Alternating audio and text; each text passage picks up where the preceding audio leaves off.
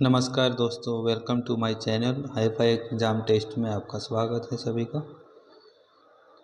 आज 25 सितंबर का current affair के बारे में जानेंगे। चलिए स्टार्ट करने से पहले आपसे बताना चाहूँगा, जो भी हमारे चैनल पे आए हैं, पहली बार आए हैं तो प्लीज़ सब्सक्राइब करें, लाइक करें और अपने दोस्तों फ्रेंड को शेयर करें। ठीक है, चलते हैं फिर नेक्स्ट क्वेश्चन की ओर बढ़ते हैं। आज की 25 सितंबर का क्वेश्चन है प्रमुख क्वेश्चन, इसके लिए नेक्स्ट क्वेश्चन की ओर बढ़ते हैं। ठीक है, चलिए नेक्स्ट क्वेश्चन की ओर बढ़ते हैं। चलिए, हमारा फर्स्ट क्वेश्चन है, शतरंज ओलंपियाड 2024 में भारतीय पुरुष टीम ने कौन सा पदक जीता है? ए ऑप्शन है कांस्य पदक, सी ऑप्शन है रजत पदक, बी ऑप्शन है स्वर्ण पदक, डी ऑप्शन है इनमें से कोई नहीं। चलिए इसकी आंसर बताएं। इसका आंसर होगा स्वर्ण पदक। ठीक है, चलिए इसके बारे में जानते हैं। भारतीय पुरुष टीम ने स्लोवेनिया को हराकर स्वर्ण पदक जीता है। स्लोवेनिया जो रन टीम थी इसकी। वही महिला टीम ने भी अजरबैजान को 3.5 और 0.5 से हराकर स्वर्ण पदक भी जीता है, महिला वाली टीम ने भी। ठीक है, ये दोनों टीमें ने शतरंज ओलंपियाड में स्वर्ण पदक जीते हैं। ठीक है, नेक्स्ट क्वेश्चन, प्रधानमंत्री नरेंद्र मोदी द्वारा अमेरिका के किस शहर में नए भारतीय वाणिज्य दूतावास खोलने की घोषणा की गई है? ये ऑप्शन है वेस्टर्न, बी ऑप्शन है लॉस एंजल्स, सी ऑप्शन है उपरोक्त दोनों, डी ऑप्शन है न्यूयॉर्क। ठीक है, अभी हाल में अमेरिका में गए थे प्रधानमंत्री वहाँ पे, तो ये बताना कि दूतावास कहाँ खोलने की घोषणा की गई है। ठीक है, चलिए इसका आंसर बताते हैं। इसका आंसर है उपरोक्त दोनों। ठीक है, वेस्टर्न और लॉस एंजल्स, ऊपर में जो है वेस्टर्न और लॉस एंजल्स, ये दोनों है सही है आंसर। ठीक है, चलिए इसके डिटेल में पढ़ते हैं। प्रधानमंत्री नरेंद्र मोदी द्वारा रविवार को कहा गया कि वेस्टर्न और लॉस एंजल्स में दोनों जगह पर नए वाणिज्य दूतावास खोला जाएगा, जिसमें इन दोनों बड़े अमेरिकी शहरों में तेज़ी से भारतीय अमेरिकी समुदाय की लंबे समय से लंबित मांग पूरी हो जाएगी। जो पहले मांग किया गया था विदेशी दूतावास, वाणिज्य दूतावास, उसके लिए। ठीक है, चलिए नेक्स्ट क्वेश्चन की ओर बढ़ते हैं। हमारे रक्षा मंत्री राजनाथ सिंह ने 41वें आईसीजी कमांडरों के सम्मेलन का उद्घाटन किया। कहाँ किया था? Option A New Delhi, B option Mumbai, C option Jaipur, D option Lucknow. चलिए इसका आंसर दीजिए। ठीक है, चलिए इसका आंसर होगा नई दिल्ली। नई दिल्ली में राजनाथ सिंह ने 41वें आईसीजी कमांडरों के सम्मेलन का उद्घाटन किया था। ठीक है, इसके डिटेल में जानते हैं। रक्षा मंत्री राजनाथ सिंह ने नई दिल्ली में 41वें राष्ट्रीय तटरक्षक बल आईसीजी कमांडरों के सम्मेलन का उद्घाटन किया, जिसमें उभरती समुद्री सुरक्षा चुनौतियों के बीच राजनीतिक चर्चा पर ध्यान केंद्रित किया गया। रक्षा मंत्री ने इस बात पर प्रकाश डालते हुए भारतीय शिपयार्ड द्वारा 4,000 करोड़ रुपये से अधिक लागत की वाले को 31 आईसीजी जहाज़ों का निर्माण किया जा रहा है, 4,000 करोड़ रुपये से अधिक लागत की। चलिए, रक्षा सचिव है श्री गिरधर आर्मा ने, और थल सेना अध्यक्ष उपेंद्र द्विवेदी। ठीक है, चलिए नेक्स्ट क्वेश्चन की ओर बढ़ते हैं। क्वेश्चन है, इनमें से कौन भारत से हथियारों का सबसे बड़ा आयातक देश बनकर उभरा है? कौन है भाई? इसका उत्तर दीजिए। Japan A option, B Armenia, C USA, D UAE. चलिए इसका उत्तर बताइए। चलिए इसका उत्तर होगा आर्मेनिया। ठीक है, आर्मेनिया ऑप्शन सही है। जो भी इसके डिटेल में जानते हैं, आर्मेनिया ने भारत से Pinaka multiple launch rocket system, ठीक है, आकाश एंटी एयरक्राफ्ट सिस्टम, एवित्जर, ठीक है, anti tank rocket, anti drone गोला बारूद खरीदा है। ठीक है, चालू वित्त 2024-25 की शुरुआत में आर्मेनिया ने भारत से कुल 600 मिलियन डॉलर के हथियार खरीदे। ठीक है, अब देखिए आर्मेनिया की राजधानी येरेवन, मुद्रा इसका है आर्मेनियाई द्राम, इसके राष्ट्रपति हैं वहागन खास्तूरियन, वहागन खास्तूरियन इनके राष्ट्रपति हैं। ठीक है, ठीक है, नेक्स्ट क्वेश्चन की ओर बढ़ते हैं। नेक्स्ट क्वेश्चन है, भारत के किस राज्य में अप्रवाह एनर्जी, भारत के किस राज्य में अप्रवाह एनर्जी ट्रांसमिशन परियोजना मिली है? किस राज्य को अप्रवाह एनर्जी की ट्रांसमिशन परियोजना मिली है? Option A Rajasthan, B Gujarat, C UP, D MP. ठीक है, इसका आंसर बताइएगा। चलिए इसका आंसर है आपको, जो अप्रवाह एनर्जी ट्रांसमिशन परियोजना जो मिली है राजस्थान को मिली है। ठीक है, चलिए इसके बारे में डिटेल पढ़ते हैं। अप्रवाह एनर्जी ने केंद्र सरकार द्वारा टैरिफ आधारित प्रतिस्पर्धी बोलों के माध्यम से राजस्थान में एक अंतर्राष्ट्रीय ट्रांसमिशन परियोजना जीती है। इस परियोजना में 200 किलोमीटर की ट्रांसमिशन लाइनें और एक कूलिंग स्टेशन शामिल होगी, जो राजस्थान के अक्षय ऊर्जा क्षेत्र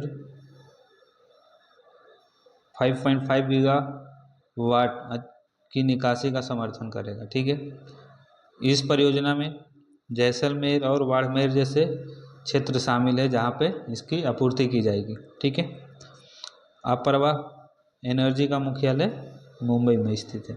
ठीक है, चलिए नेक्स्ट क्वेश्चन की ओर बढ़ते हैं। चलिए, टाटा स्टील ने कलिंगनगर में भारत की सबसे बड़ी प्लांट फार्नेस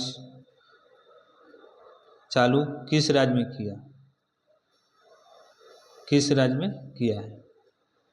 ठीक है, इसका ऑप्शन है राजस्थान, बी गुजरात, सी उड़ीसा, डी एमपी। ठीक है, इसका आंसर बताइए। चलिए इसका आंसर मैं बताता है, जो लॉन्च की है, फार्नेस चालू किया है, वो उड़ीसा है, ऑप्शन सी। ठीक है, चलिए इसकी डिटेल है जानते हैं। टाटा स्टील ने उड़ीसा के कलिंगनगर में भारत का सबसे बड़ा ब्लास्ट फर्नेस का उद्घाटन किया है टाटा स्टील ने। ठीक है, जिसकी उत्पादन क्षमता 3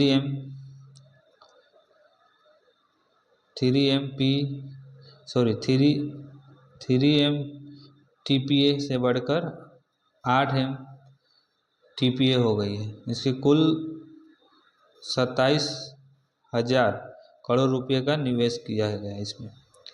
ठीक है, इसमें जो होगा, जो सुविधा मिलेगी, ऊर्जा दक्षता, स्थिरता, कार्बन फुटप्रिंट की कमी के लिए इसको पूर्ति करने के लिए शामिल किया गया। ठीक है, जिसमें भारत के पहले 4 शीर्ष दहन स्टोव और एक सूखी गैस सफाई संयंत्र भी शामिल है। ठीक है, नेक्स्ट क्वेश्चन की ओर बढ़ते हैं। दिल्ली एयरपोर्ट पर किस वर्ष तक भारत की पहली एयर ट्रेन शुरू होगी? वाह, ये बहुत अच्छा क्वेश्चन है। भारत की एयरपोर्ट जो है वहाँ पे एयर ट्रेन मैंने ऊपर ऊपर जहाज जो शुरू होगी किस वर्ष तक होगी? ऑप्शन में है A option 2025, B option 2026, C 2027, D 2028। चलिए इसका उत्तर बताइए, आंसर बताइए। ठीक है, इसका आंसर है दिल्ली एयरपोर्ट की पहली एयर ट्रेन जो शुरू होगी 2027 सी एस सर। ठीक है, चलिए दिल्ली में कौन सा एयरपोर्ट है? इंदिरा गांधी राष्ट्रीय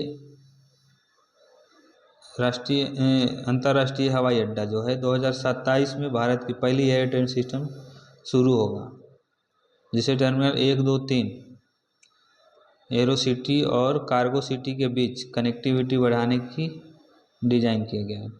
इसके अलावा ऑटोमेटिव पीपल मूवर 4 स्टेशनों के साथ मिलेगा जो 7.7 किलोमीटर की दूरी तय करेगा। ठीक है, जो अंतर्राष्ट्रीय हवाई अड्डे की यात्रा के लिए वर्तमान बस सेवा की जगह लेगा। यहाँ पे बस से जाते हैं तो वहाँ पे एयर ट्रेन मैंने हवाई ट्रेन होगी। ठीक है, चलिए नेक्स्ट क्वेश्चन की ओर बढ़ते हैं। भारत का किस देश के साथ सबसे बड़ा व्यापारिक साझेदार बना हुआ है? भारत ने किस देश के साथ व्यापारिक साझेदारी बना हुआ है सबसे बड़ा अभी? चलिए ऑप्शन है A option Bangladesh, B UAE, C Nepal, B USA. ठीक है, इसका आंसर बताएं।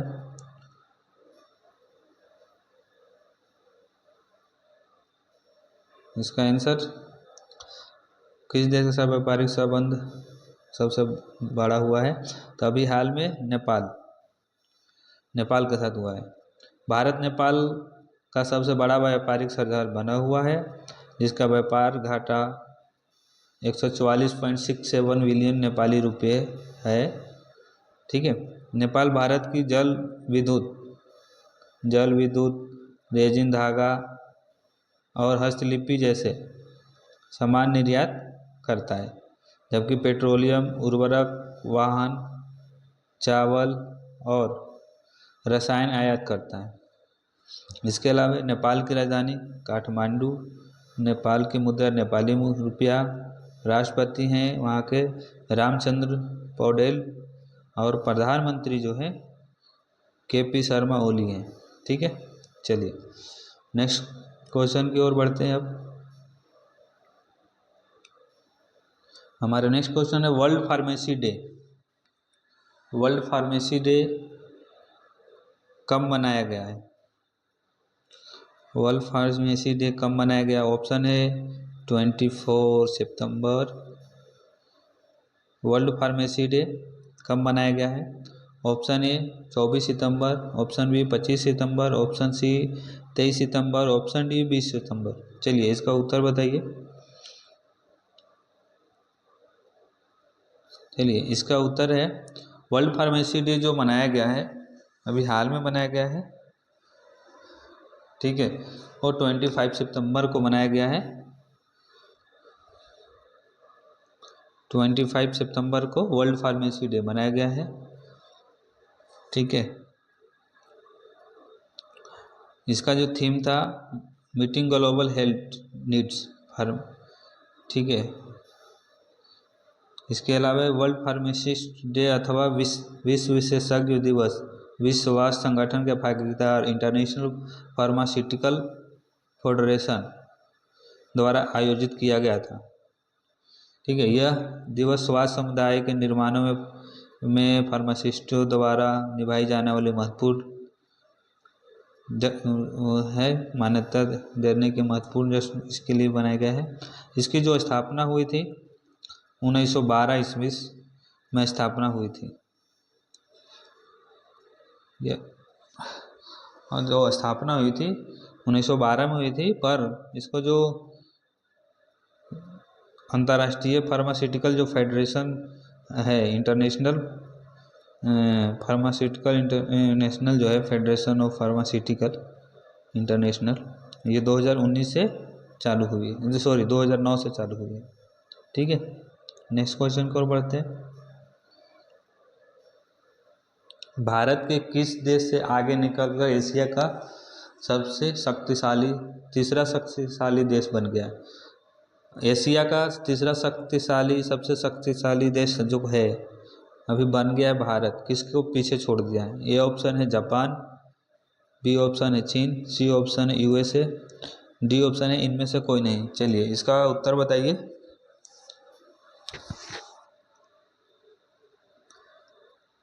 इसका उत्तर बताइए।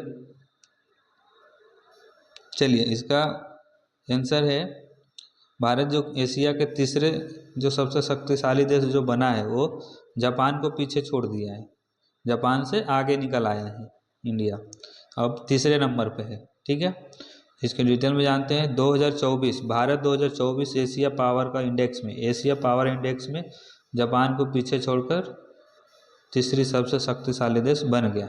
ठीक है, जो इसके भू राजनीतिक प्रभाव को दर्शाता हुए आगे निकला है। ठीक है, भारत के उदय के प्रमुख कारकों मजबूत जो बनाना है, आर्थिक विकास, युवा आबादी और बढ़ता राजनयिक प्रभाव शामिल है। लोवी इंस्टीट्यूट द्वारा, जो लोवी इंस्टीट्यूट के द्वारा एशिया पावर इंडेक्स हर वर्ष प्रकाशित किया जाता है। ठीक है, इसमें से 27 एशिया देश थे। ठीक है, 27, उसमें से देश की जो पहले थी उसमें से तीसरे स्थान पर इंडिया हो गया है, यानी भारत आ गया है। इसके पहले स्थान पे कौन है? यूएसए, दूसरे स्थान पे चाइना यानी चीन। ठीक है, नेक्स्ट क्वेश्चन।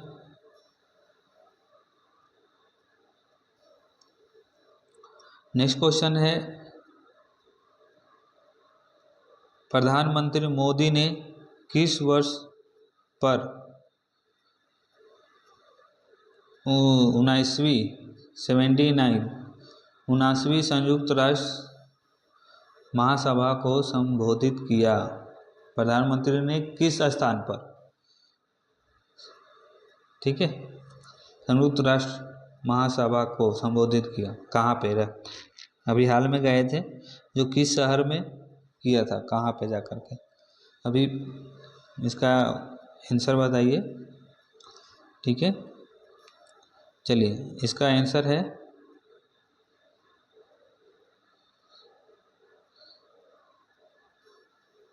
प्रधानमंत्री जो 79वीं जो संयुक्त राष्ट्र महासभा का संबोधन जो किया था यहाँ पे अपना न्यूयॉर्क में भाषण दिए थे, वहाँ से संबोधित किया था।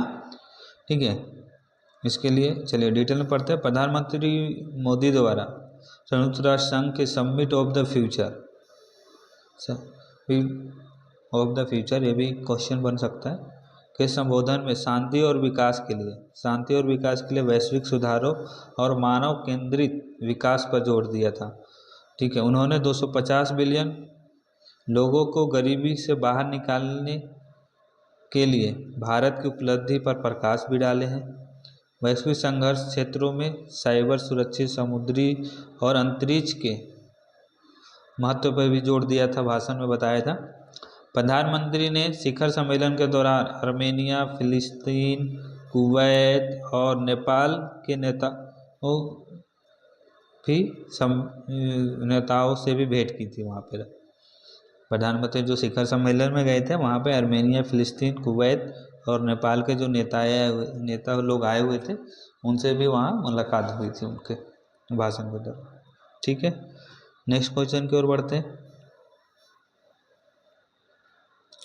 सॉरी, अब यहाँ पे क्वेश्चन एंड हो गए हैं। अब लास्ट सितंबर जो मंथ है अपना, इसकी पूरी डिटेल जानते हैं। ठीक है, कौन सा दिवस कब मनाया जाता है? चलिए, 1 सितंबर इंडिया पोस्ट पेमेंट बैंक का 7वां स्थापना दिवस मनाया गया। ठीक है, मनाया जाता है मतलब 2 सितंबर को विश्व नारियल दिवस मनाया जाता है। 3 सितंबर को गगनचुंबी इमारत दिवस मनाया जाता है। 5 सितंबर को अंतर्राष्ट्रीय चैरिटी दिवस। 6 सितंबर को राष्ट्रीय पुस्तक वाचक दिवस। 7 सितंबर को अंतर्राष्ट्रीय गीत जागरूकता दिवस। और 8 सितंबर को अंतर्राष्ट्रीय साक्षरता दिवस। और 10 सितंबर को विश्व हत्या रोकथाम दिवस। ठीक है, फिर 11 सितंबर को राष्ट्रीय वन दिवस और शहीद दिवस मनाया जाता है। 13 सितंबर को विश्व सेप्सिस दिवस मनाया जाता है। 24 सितंबर को हिंदी दिवस। 15 सितंबर को नेशनल इंजीनियर एंड लोकतंत्र दिवस मनाया जाता है। 16 सितंबर को विश्व ओजोन दिवस मनाया जाता है। 18 सितंबर को विश्व बांस दिवस मनाया जाता है। 20 सितंबर को विश्व सफाई दिवस भी मनाया जाता है। और 21 सितंबर को विश्व अल्जाइमर दिवस मनाया जाता है। और 25 सितंबर को अभी वर्ल्ड फार्मासिस्ट डे मनाया गया। ठीक है, ये आज का करंट अफेयर्स समाप्त हो चुके हैं। Thank you for watching. जो भी देख रहे हैं उनके लिए मेरी बहुत बहुत धन्यवाद। और आपसे रिक्वेस्ट रहेगा, ये जो वीडियो जो भी आए हैं, नए देख रहे हैं या पुराने देख रहे हैं, तो प्लीज़ अपने दोस्त फ्रेंड के बीच में शेयर करें, ज़्यादा से ज़्यादा लोगों को शेयर करें, लाइक करें, कमेंट करें। और जो भी अगर हमसे भूल हुई होगी उसके लिए क्षमा चाहते हैं। और प्लीज़ कमेंट ज़रूर करें ताकि बनाने में हमें और मदद मिलेगी। आप लोगों को अगर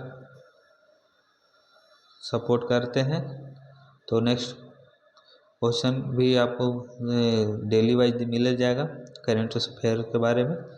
चलिए, थैंक यू। और लाइक सब्सक्राइब करना ना भूलें।